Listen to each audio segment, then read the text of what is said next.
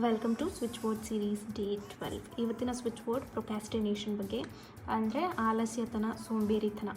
So ಏನೇ ಮಾಡೋಕ್ಕೆ ಹೋದ್ರೂ ಕೆಲಸನ ಕಂಪ್ಲೀಟ್ ಮಾಡದೇ ಇರೋದು ಅಥವಾ ಆ ಕೆಲಸ ಮಾಡೋಕ್ಕೆ ಇಂಟ್ರೆಸ್ಟೇ ಬರದೇ ಇರೋದು. ಸೊ ಅದಕ್ಕೆ ಈ switch word is bring crystal magic go up as done.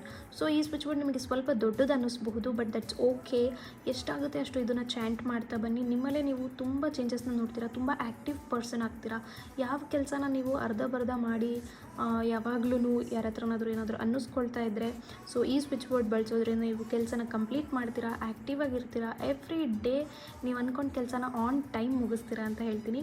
So ಈ ಸ್ವಿಚ್ ಬೋರ್ಡನ್ನು ನೀವು ಈ ರೀತಿ ಒಂದು ಚಿಕ್ಕ ಚೀಟಿಯಲ್ಲಿ ಬರೆದು ನಿಮ್ಮ ಜೊತೆಲೇ ಇಟ್ಕೊಂಡಿರಿ, ಅಥವಾ ಯಾವುದಾದ್ರೂ ಗೋಡೆ ಮೇಲೆ ಪೇಸ್ಟ್ ಮಾಡಿ ಡೈಲಿ ಇದನ್ನು ನೋಡ್ತಾ ಬನ್ನಿ. ದಿನಕ್ಕೆ ಒಂದು 5 ಸತಿನಾದರೂ ಚಾಂಟ್ ಮಾಡಿ.